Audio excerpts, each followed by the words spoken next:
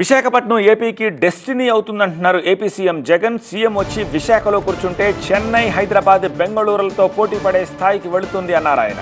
విశాఖలో ఐటీ రంగం వేగంగా అభివృద్ధి చెందుతుందని ధీమాగా చెప్పారు ఆయన.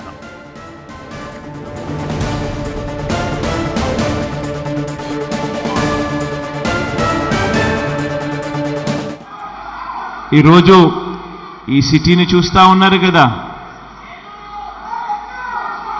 ఈ సిటీ ఆఫ్ డెస్టినీ అని.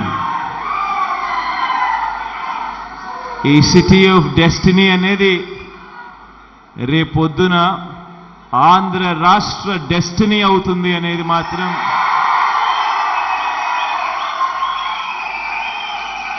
ఈ సందర్భంగా ఖచ్చితంగా తెలియజేస్తా ఉన్నా.